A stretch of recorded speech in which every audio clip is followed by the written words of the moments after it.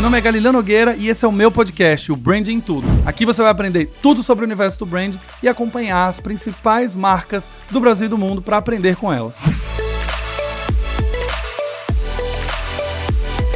Olá, cidadãos da Galileia. Hoje estou aqui super feliz. Primeiro pela agilidade e rapidez de conseguir falar com uma pessoa incrível, que ainda não vou dizer quem é. E a gente já vai trazer informações sobre Rock in Rio. Ou seja, acabou de acabar e a gente já tem informações de estratégia, vai ter informações de resultados, algumas coisas que podem ser ditas, outras não. Mas eu tô muito feliz, justamente porque a ideia do Branding Todo Podcast é trazer o máximo de conteúdo possível para aprendizado com pessoas feras de mercado. Vocês sabem que eu tô sempre trazendo pessoas de marcas brasileiras, inclusive, justamente para mostrar que a gente tem um monte de profissional muito legal. Mas antes da gente seguir, você que chegou aqui pela indicação de um amigo, recebeu o link, entrou e tá caindo aqui pela primeira vez, seja bem-vindo ao Branding Todo Podcast. Eu me chamo Galileu Nogueira, tenho mais de 13 anos ajudando a construir marcas muito queridas nesse Brasil, e a ideia do podcast é justamente compartilhar as minhas experiências de construção de marca junto com as experiências dos meus convidados também, para que você aprenda, já coloque em prática e faça uma marca muito mais humano e muito mais responsável. No final do episódio eu vou te lembrar, mas eu já te digo agora, que se você gostar, você vai ter que dar 5 estrelinhas,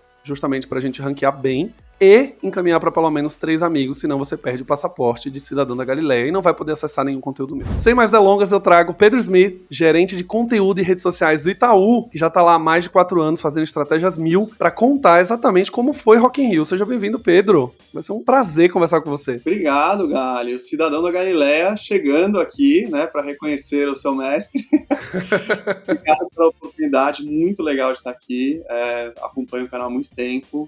De fato, sou seu fã, eu gosto da maneira como você expõe todas as análises, os seus pontos de vista, te acompanho também profissionalmente já há algum tempo, então para mim é uma realização estar aqui de fato. Obrigado mesmo pelo espaço. Coisa linda. Gente, pra quem não conhece, quem não sabe da história, eu e o Pedro trabalhamos juntos na época de Oracle, lá em 2017, trabalhamos bastante juntos, inclusive, e ele não era redes sociais na Oracle, e agora ele é redes sociais. Eu era redes sociais no final das contas, e agora ele é redes sociais. Esse mercado é assim, e a gente desenvolveu uma amizade e hoje estamos aqui pra falar de Itaú no Rock in Rio. Primeira informação, Pedro, que eu já vou trazer pros cidadãos da Galileia, eles me acompanham, já viram o Reels que eu fiz, mas pra quem ainda não viu, Itaú ficou em primeiro lugar como retorno de Earned Media, com quase 13 milhões de retorno, na pesquisa realizada pela CDN, num ranking que eles mesmos criaram, chamado ICANN, que mede a relevância das matérias que foram publicadas na imprensa, no impresso, no online, e justamente mostram quanto de retorno veio pra marca. Eu sei que você tá fazendo Rock in Rio agora, acho que esse não é o primeiro ano, acho que é o segundo ano, né, que você faz, ou ainda tem mais? Essa é a segunda edição que eu participo diretamente no projeto. Boa. E a gente viu um estourar aí de Itaú. Na outra foi como convidado, que também é bom, viu? Eu recomendo. De trabalhar também, é bom conhecer os dois mundos. Maravilhoso. E eu queria que a gente conversasse um pouco, cara, me conta como foi, né? Eu acho que a gente tem o Itaú, que é uma das marcas mais valiosas do Brasil. A gente tem um desafio enorme de um festival que tá na sua edição, voltou agora, então existia uma expectativa enorme, mas existia também um desafio enorme de construir uma ativação, uma presença de marca que fosse relevante. No vídeo que eu criei lá no Reels, eu falei de uma coisa bem polêmica, né? Que é justamente o Rock in Rio ter 25 patrocinadores, 15 terem um bom desempenho em Earned Media e os outros 10 nem aparecerem no ranking. Por outro lado, a gente tem Itaú que lidera o ranking. Como foi esse processo de construção? Conta pra gente, os cidadãos adoram saber esses bastidores. Como é que foi chegar e falar, cara, fechou Rock in Rio, vambora. Como que foi a parte de rede social e conteúdo? Como que vieram as discussões? Boa, acho que primeiro de tudo, o Itaú patrocina o Rock in Rio desde a volta dele ao Brasil, né, desde 2011. Então, de fato, por mais que eu tenha participado dos outros projetos, né, de 2 edições, a gente já tem uma consistência e um histórico ali para olhar e entender um pouco qual é o papel da marca, né? E aí, ao longo desse processo do próprio Rock in Rio se estabelecer aqui no país, o Itaú se tornou o patrocinador master, né? Então, a definição do que é ser um patrocinador master dentro de um festival como o Rock in Rio, grande, né, como o Rock in Rio, ela acabou sendo construída junto com o festival. Então, o nosso desafio foi olhar para esse histórico, né, entender que esse ano a gente ia ter uma concorrência muito forte das marcas de fato. No final, é briga por atenção, né? A gente sabe que o campo in loco, né, as 700 mil pessoas que vão lá nos 7 dias, elas acabam tendo um ruído muito grande de marcas. E aí o nosso ponto de partida foi ser bem simples. Para que elas vão pro Rock in Rio, né? Elas vão para ouvir música. Eu, como um banco, sei do tipo de ruído que eu posso gerar nessa experiência Então é muito importante a gente entender qual é o papel da marca para conseguir ou melhorar essa experiência ou trazer algo que a pessoa não espera dessa mesma experiência que ele está indo lá buscar, que é música, né? Então o nosso papel em redes sociais foi muito olhar isso, entender esse comportamento. É muito legal porque a gente hoje na área, a gente tem diferentes perfis olhando um projeto como esse. Então eu tenho uma pessoa que está com um olhar de conteúdo, eu tenho uma pessoa que está com um olhar de mídia, eu tenho uma pessoa que tem um olhar de projetos, tenho uma pessoa com um olhar de ativação, patrocínio. E desde o momento zero, esse projeto foi com um olhar de conteúdo, porque conteúdo é o principal ponto de contato com a audiência que a gente quer conversar, né? Que é a audiência jovem. A gente está com esse projeto de rejuvenescimento de marca, né? De reconexão do Itaú com novas audiências, e o Rock in Rio se tornou esse projeto. Então, desde aí, a gente já saiu com um objetivo, né?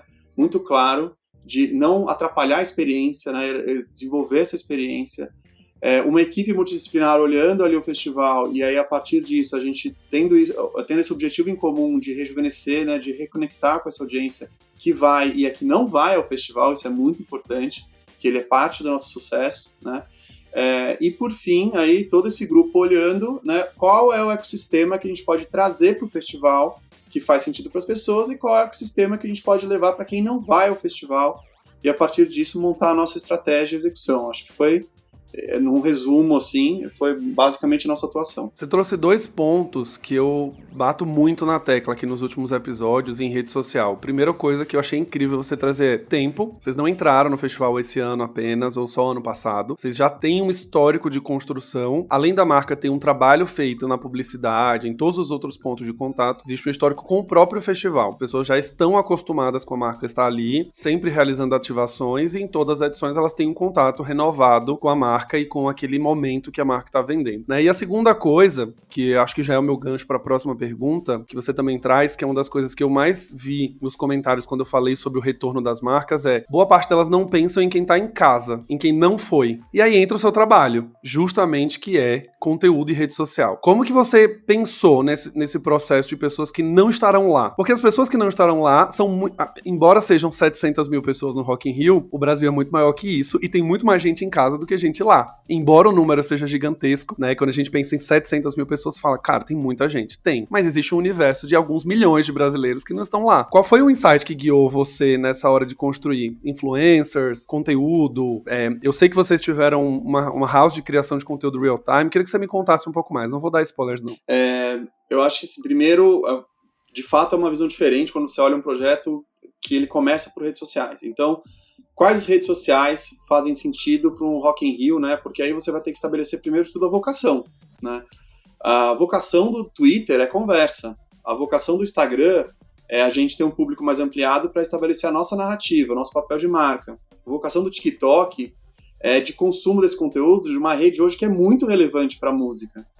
Então, o nosso primeiro olhar foi, de fato, para ver o TikTok, né?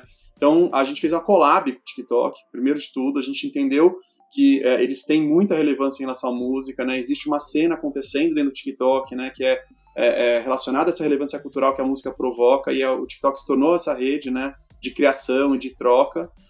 Então, a gente começou o projeto através dessa collab, só que o Itaú tem um palco físico, né? A gente tem um espaço, uma arena ali que eu consigo fazer apresentações para o público circulante. Então, nessa parceria com eles, a gente estabeleceu de que esse palco ele seria construído com as pessoas, né?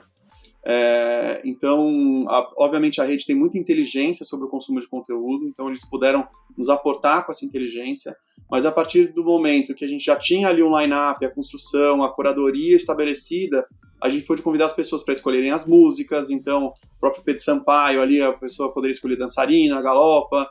Então, foi de fato um processo de cocriação, e o TikTok se tornou essa rede, né, praticamente vital para a gente ter uma diferenciação em conteúdo. Só o Itaú poderia fazer isso dentro do festival, e a gente chamou o TikTok para criar isso. Então, isso já é a primeira inteligência aqui de redes sociais. A segunda é, de fato, olhar os canais com vocação. Então, a gente sabia que o Twitter seria muito importante para conversas.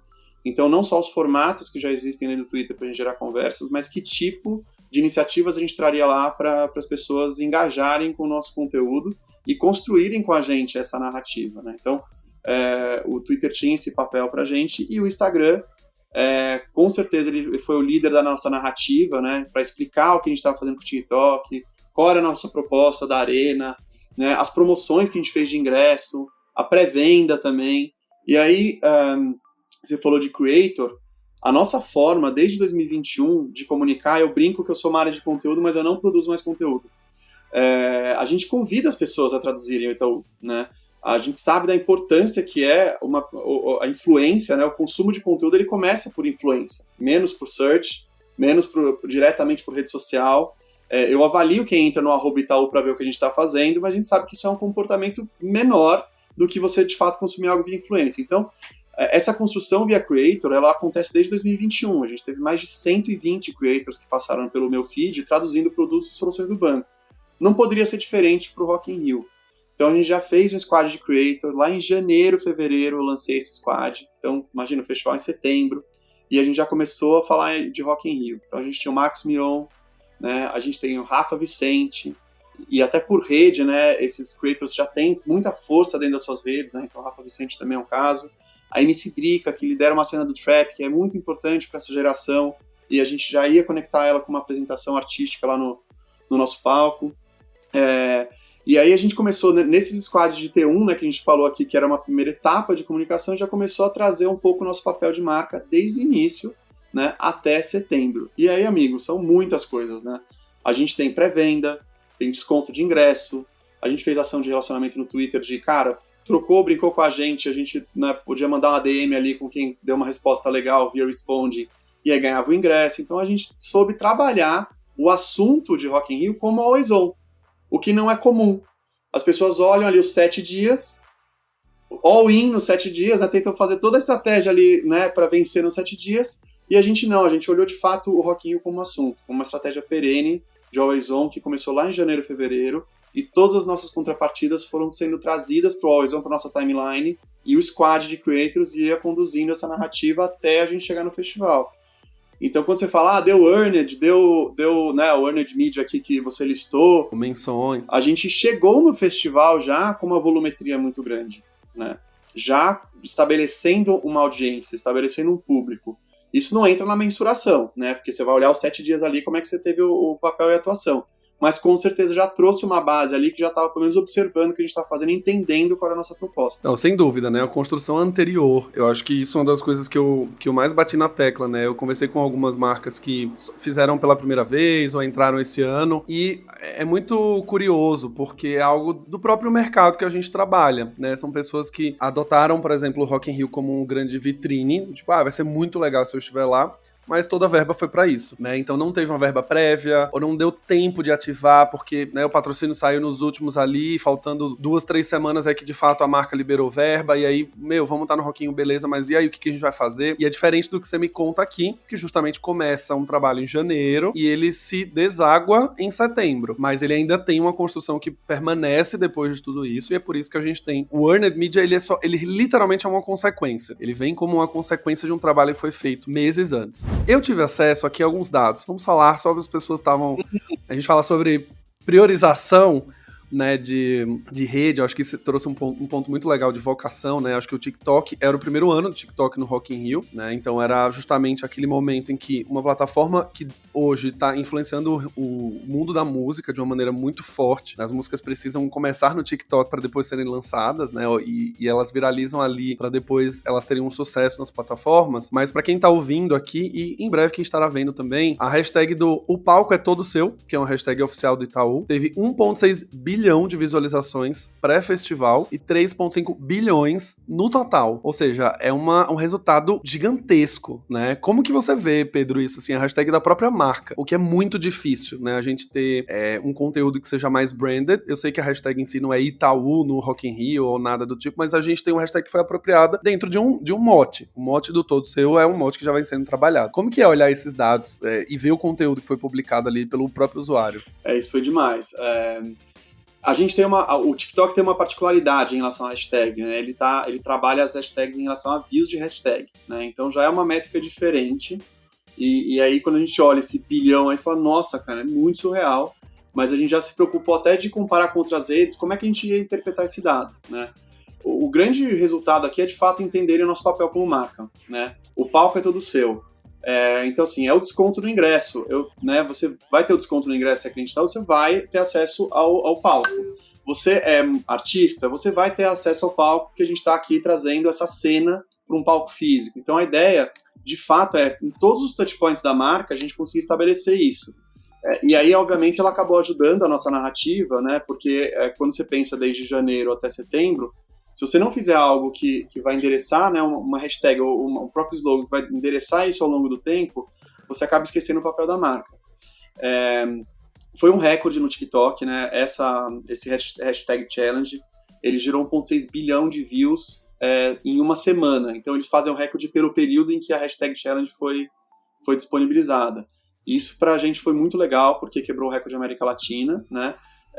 E em relação também à quantidade de vídeos que foi enviado, né? A volumetria de vídeos também foi muito legal, então a gente entendeu que as pessoas estavam querendo participar. E a gente convidou as pessoas, né, também. Para quem mandou os vídeos, as 20 selecionadas, a gente levou para o festival, né? Tiveram uma experiência lá para o festival. Então, assim, o palco é todo seu. A gente quer dar palco para as pessoas, né? Seja dentro das redes sociais, seja comprando ingresso, seja visitando o festival, seja se apresentando em cima de um palco, né? E é até legal você falar um pouco de hashtag, Gali, porque no Twitter, por exemplo, é uma outra visão de hashtag, que é de conversa. E a gente foi mudando as hashtags ao longo das conversas. Eu falei, por que você não fica usando a hashtag o palco é todo seu? Mas uma das nossas atrações que a gente teve lá no domingo foi a Juliette na Arena Itaú. E foi uma das hashtags que mais bombou. Então também tem que ter essa inteligência por rede, que é o que a gente está falando aqui de vocação e inteligência. E, por exemplo, no Twitter, uma hashtag que está escrito Juliette na Arena Itaú, ela era, na verdade, um assunto e que coube ter Itaú. E aí é o mundo ideal dos cenários, porque você conseguiu criar um assunto que as pessoas vão compartilhar e você praticamente deu o nome pro assunto, que é a hashtag. Que era a ideia de fazer o filtro, né? Ali você clica para saber tudo que está sendo dito sobre aquele momento. Exatamente. Que aí é muito legal, porque aí eu tô comparando aqui o palco é todo seu, que é a nossa narrativa, pra gente não perder de vista qual é o papel de marca, mas também não ser a pessoa dura ali que vai falar, não, essa é a nossa hashtag, sobe tudo com palco todo seu. Entender o que você conseguiu gerar através dessa sua diferenciação de conteúdo, o que você conseguiu gerar de assunto, e a partir disso conseguir se apropriar, né, trabalhar junto.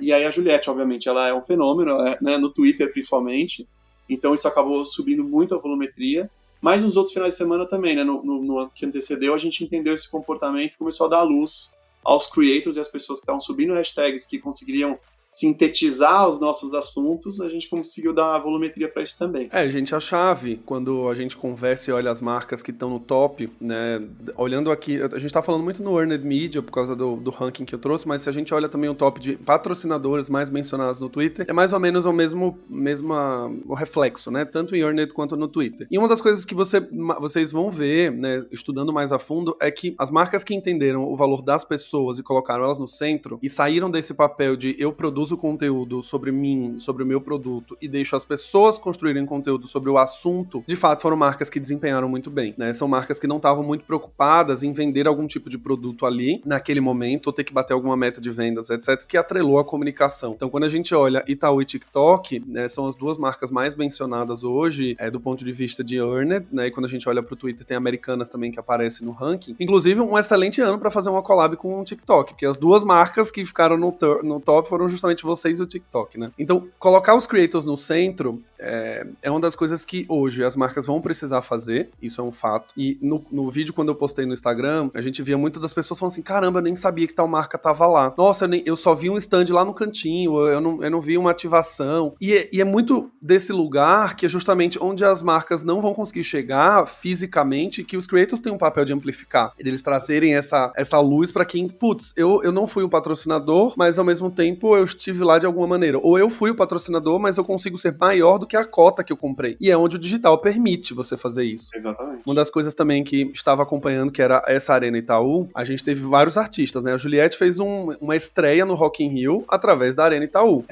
Nos momentos de live, Pedro, que estavam sendo transmitidos, você tinha comentado comigo também o número de espectadores que estavam vendo de casa, né? Isso, a gente tinha no Pedro Sampaio, João Gomes, que também né, é uma coisa nova, né, ali no Rock in Rio, essa live chegou com 590 mil usuários, unique viewers, né, que é usuários únicos, né? Então, assim, a gente tá falando ali... Pessoas assistindo, não eram visualizações, era um número de pessoas vendo. Exatamente. Se você pensar que o Rock in Rio tem 100 mil pessoas, é o potencial de redes sociais, né?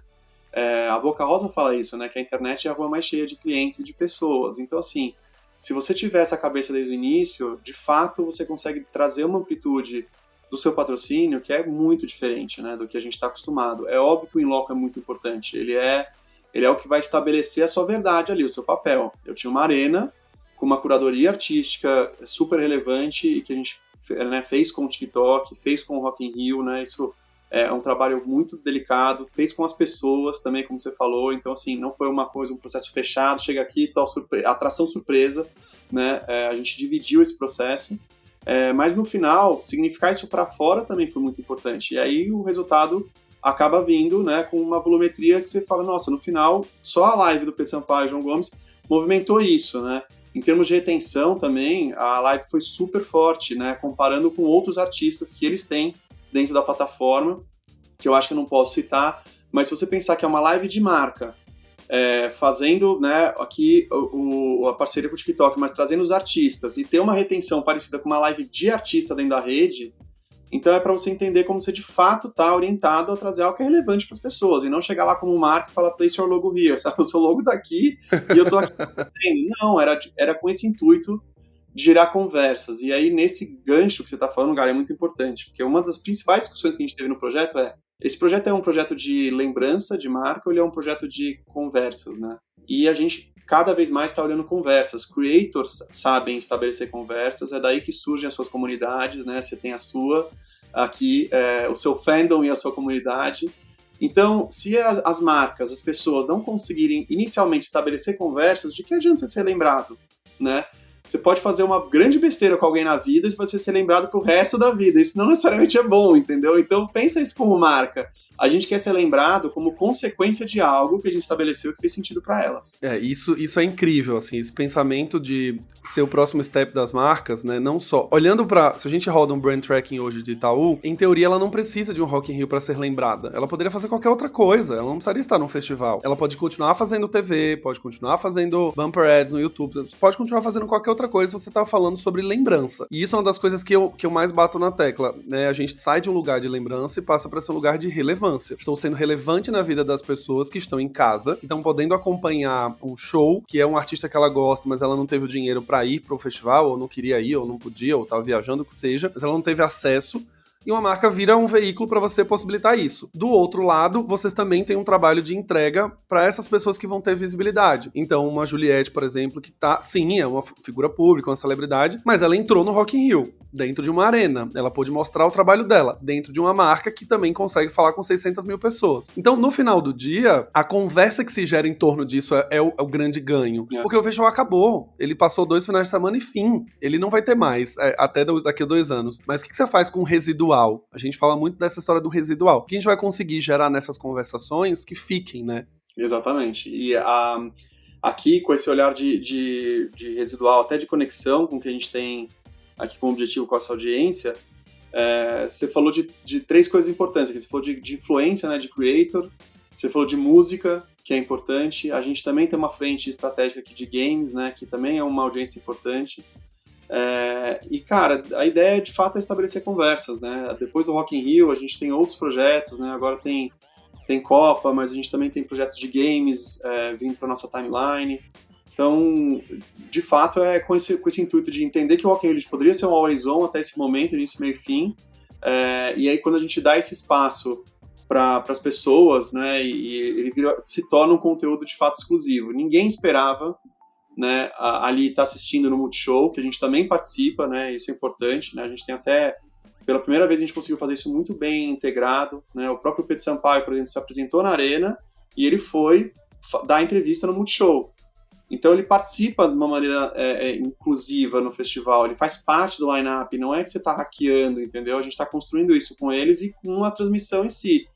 Então, aquela ideia de second screen, ou etc., não, você está trazendo conteúdos complementares. Tem muita gente que assiste ao Multishow, vê a apresentação. Tem uma parte da audiência que vai olhar o TikTok. Tem uma parte da audiência que só vai ver o Rafa Vicente fazendo as brincadeirinhas dele do In Loco e dar aquele aquele FOMO, você dá uma saciada no FOMO. Tem a Dandara Pagu, por exemplo, que tem a própria comunidade dela, ela vai em vários festivais, então ela traz um olhar diferenciado sobre o que ela está vendo ali.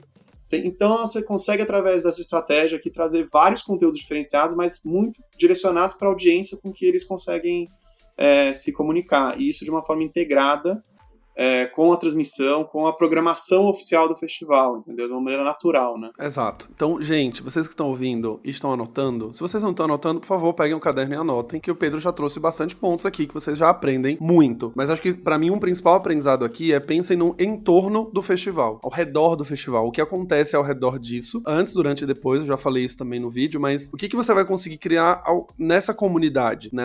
Essas conversas. E aí o Pedro foi trazendo nomes de alguns creators, que cada um ele tinha uma entrega. Um ia fazer um in-loco ali, a brincadeira, o meme, o outro ia fazer alguma coisa que ele já faz no dia a dia, mas agora sendo convidado por uma marca. Importantíssimo, preservar, entender a voz, né? O que o creator já faz, qual é a relação dele com a comunidade. Não chegar e falar, oi, tudo bem, faz isso aqui. Isso que ensinou, inclusive, foi a própria Dandara. A gente aprendeu em 2021 isso com ela. A gente pediu para ela falar de A, e ela falou, posso falar de B? Ela trouxe, imagina, ela trouxe aqui pro banco para falar de Serasa, de tentar como é que ela poderia limpar o nome, né? E isso é uma dor no momento de vida dentro do banco. Uhum. E ela colocou esse conteúdo pra fora e a gente fala, cara, você fez de uma maneira muito legal, você traduz questões complexas de uma maneira simples. Então ela conseguiu traduzir isso, por exemplo, essa linguagem dela pro Rock in Rio. E essa questão só quis pontuar também, porque a linguagem dos creators, a voz, a comunidade também precisa ser respeitada quando você traz para você tangibilizar o que você quer de conteúdo, senão você gera mais uma intromissão ali, né, uma interrupção. Exato, e eu vi, assim, não vou falar quais marcas, claro, mas eu vi muitas marcas que estiveram presentes lá, com creators, inclusive, desperdiçando o potencial do creator, justamente por isso, porque era quase como se fosse um modelo de contrato em que, olha, você vai lá, você vai ter que fazer 3 stories, 2 reels, 5 não sei o quê, e aí você via que o creator estava sendo tratado como um banner. O stories dele era um banner, era assim, ó, você vai ter que falar 3 vezes sobre tal marca, usar essa hashtag, usar essa, e você tem que fazer vídeo, tem que fazer foto. Então, quando você olha para aquilo, sim, trouxe impacto, sim, as pessoas viram da comunidade, mas você desperdiça um potencial de deixar a pessoa criar do jeito dela, para ter um alcance maior, uma conexão mais forte, e até gerar uma simpatia com a marca. Porque, de novo, quando vocês enxergam, vocês não o Itaú, né? Vocês que estão ouvindo. Vocês enxergam um criador como um banner, e ele vai ter uma entrega ali pontual de 3 stories, um feed, um reels, é literalmente um banner, que começa e termina, que tem uma lembrança curta naquele momento e que não gerou conexão nenhuma, né? Não tem histórico, a pessoa foi lá no festival, fez os 3 stories, foi embora, acabou. Não tem nenhuma outra conversa. Conteúdo que ficou no feed, como era um conteúdo específico de marca pra falar de um produto, ele não é um conteúdo que você maratona, você vai voltar e falar, deixa eu ver tudo que esse criador fez lá no Rock in Rio. Não é isso, que são dos fenômenos também que a gente às vezes esquece. Quem gosta do criador, dá uma maratonada. Vai nos Reels, começa a passar um pro outro, revisa, quer ver o ponto de vista dele, o tal do POV, né, o POV lá do TikTok, é como foi ele curtindo o Rock in Rio. Eu acho que tem várias chaves aqui, algumas lições, que quem for trabalhar com o creator, por favor, mantenham essa voz dele. Óbvio, você tem mensagens de marca pra serem entregues. E o criador sabe disso. Quem cria profissionalmente sabe disso, que ele tem mensagens. Mas deixa ele fazer o roteiro e você só valida uma coisinha ou outra que veio no final. Putz, isso aqui, ó, poderia ter colocado tal coisa, mas põe na legenda ou põe no recurso gráfico ali de vídeo. A gente não refaz o vídeo pra ser um roteiro, né, Pedro? Exatamente, Você vai olhar ali o que tiver de ruído, se alguém falar alguma coisa, informação errada sobre o produto, no máximo, assim, né? Ou sobre a ideia que você está tendo. Mas fora isso, a gente tenta, de fato, construir junto e sempre deu muito certo. Isso também com olhar para redes, né? A gente via a própria... O Rafa trouxe aqui, que é um creator muito forte em Instagram, também em TikTok. A Dandara também, uma creator forte em Instagram. O Matheus... muito forte em Twitter também, o Mion com Instagram e TikTok. Então você também tem um olhar de redes ali que você também consegue olhar com complementaridade, e isso nos ajudou. Eu, com certeza, a Thaisa, né, a Kemi, que é a superintendente do banco, ela veio de plataformas, ela veio do Twitter e hoje ela está aqui no banco. Ela trouxe muito essa visão sobre a importância de construir com creators, e aí a partir disso a gente não gerar uma interrupção. E essa construção ela foi fundamental para o festival. O que você deu de dica aqui para as marcas menores, que foi a questão mais polêmica aqui, normalmente as pessoas não buscam trabalhar com creators com esse tipo de risco, que eles acham que é de você brifar e não dá certo. Então, assim, começa muito com a sua busca. Começa muito com quem faz sentido, né, ali com o que você quer comunicar, o que ele está construindo dentro da comunidade dele também, para você não ver ele como um espaço publicitário e vice-versa, né? Ele também só vê você como uma possibilidade de remuneração, né? E a partir disso essas construções vão acontecendo e a troca vai evoluindo em qualidade. Não é uma questão só de investimento ou de dificuldade de briefing. Eu acho que é muito com esse respeito e com esse olhar de cocriação, né? Eu acho que isso é um ponto importante que com certeza algumas pessoas estão ouvindo, e eu acho legal esclarecer, né?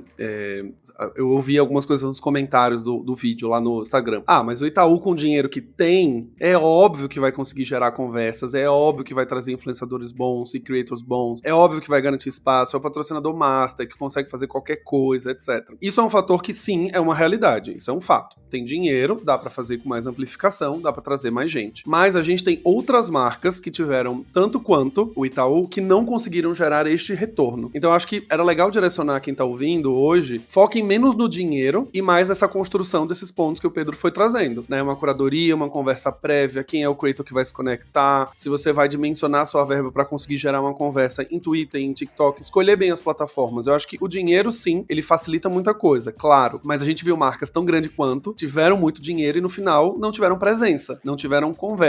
E esse dinheiro foi colocado, talvez, em coisas que não geraram nenhum retorno. Então, às vezes, a marca gastou muito dinheiro para ter um stand numa posição boa, ou gastou muito dinheiro para fazer brinde, ou gastou muito dinheiro para trazer celebridade para estar no stand, e no final do dia isso não trouxe retorno em conversa. Quando a gente olha esses rankings de top marcas mencionadas, quando a gente fala no Return de Earned Media, a gente tá falando sobre gerar assunto. Essas marcas precisam gerar assunto. E esses retornos, eles são para amplificar o que você já faz. Então, eu acho que é uma pergunta que vocês com certeza fizeram em relação à verba, mas foquem muito mais nessa construção estratégica. Tem marcas muito menores que tiveram patrocínios muito mais discretos e estão nesse ranking das 15 marcas. Marcas que de fato tinham talvez um terço do dinheiro do Itaú, mas que conseguiram gerar conversas boas, porque souberam usar a força do creator, souberam usar a força da conversação, trouxeram algumas ações antes do festival acontecer, que é uma das coisas que eu conversei com algumas outras marcas que também não desempenharam, e essas marcas também falaram isso, tipo, putz, meu dinheiro foi todo no patrocínio, ou todo no stand, ou todo nas celebridades que iam estar lá. E aí todo mundo tentava fazer do limão a limonada, porque é isso, né? Às vezes você só tem 2 milhões, e é isso. 1 milhão vai ser pra estar no stand, 1 milhão pra você fazer todo o resto. Só que às vezes você não vai conseguir.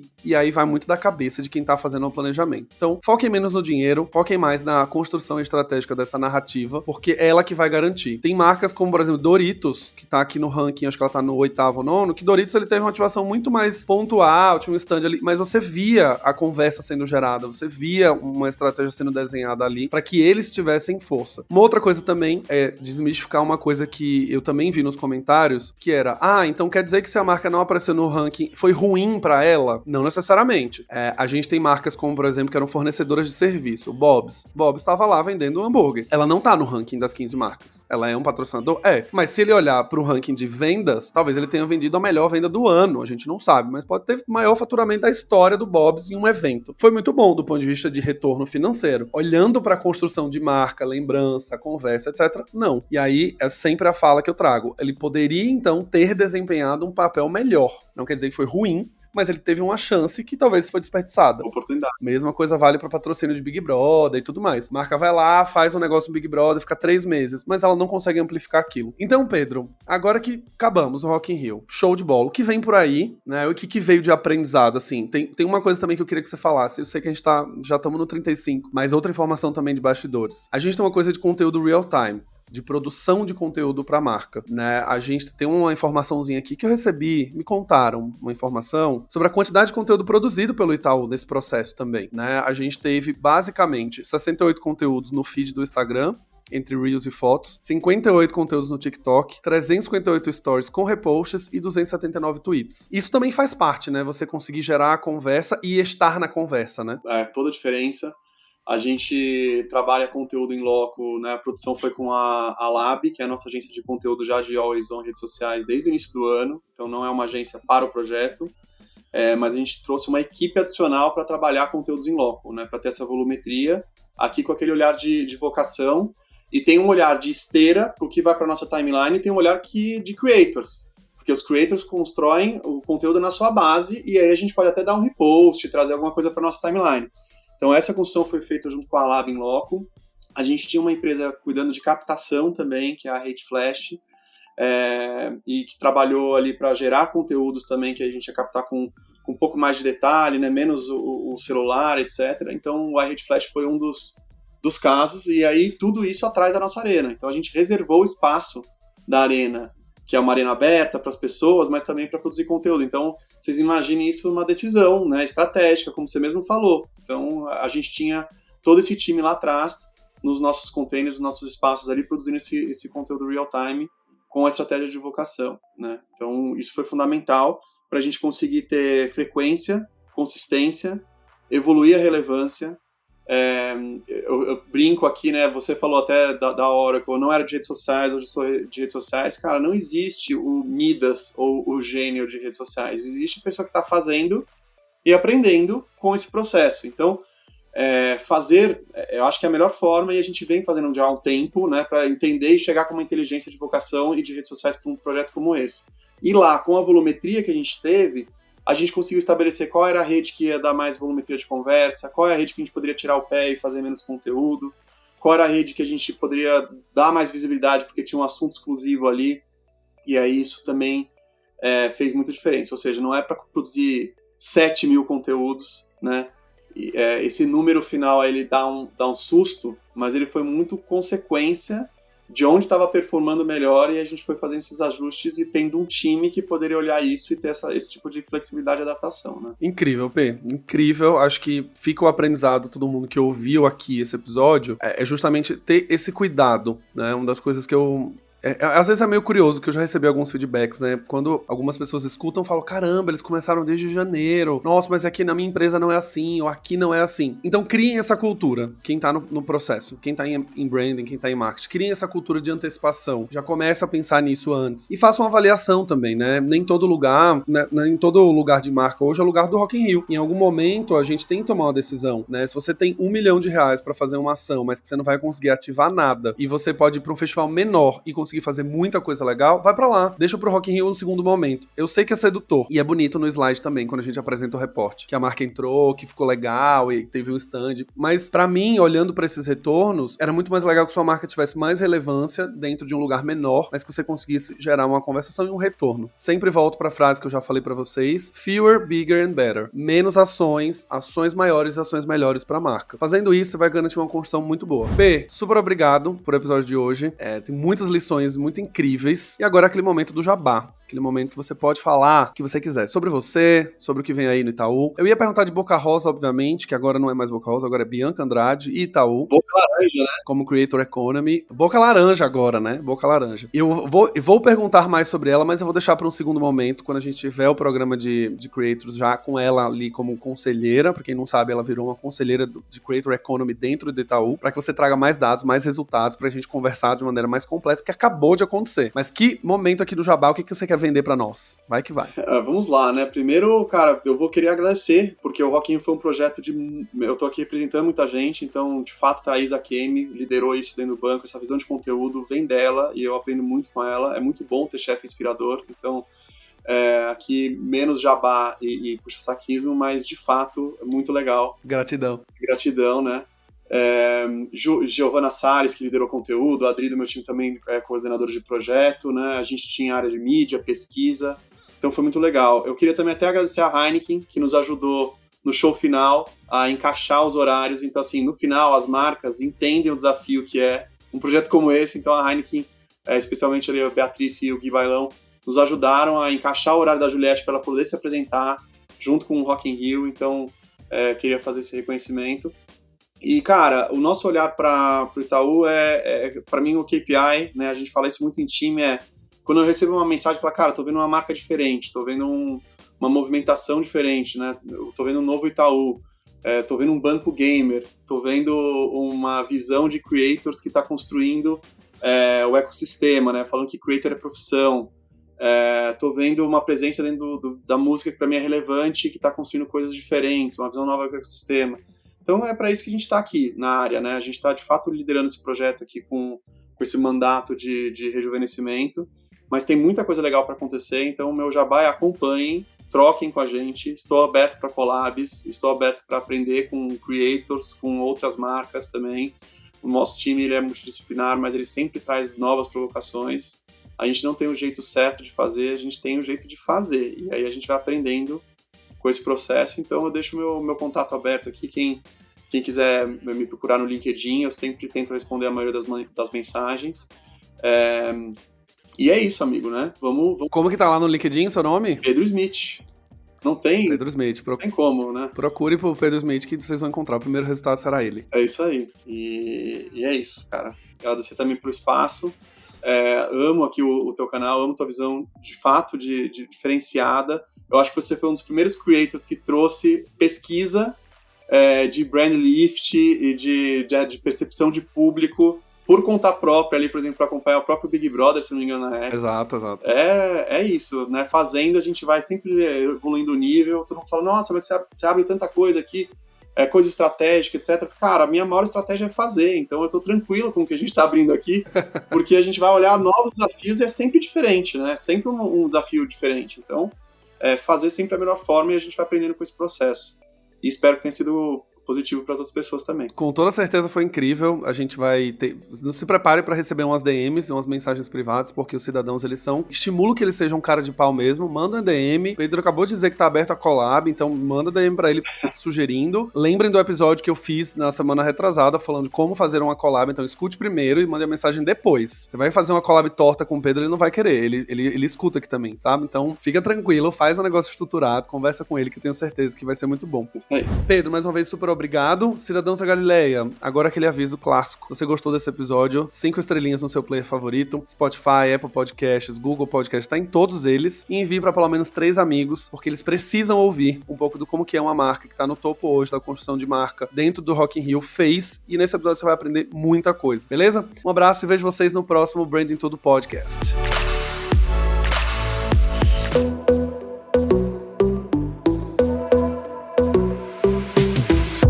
E esse foi mais um episódio do Branding Tudo, o seu podcast de branding. Não esqueça de me seguir nas redes sociais, @GalileoNogueira, para ficar por dentro de tudo que acontece no mundo do branding.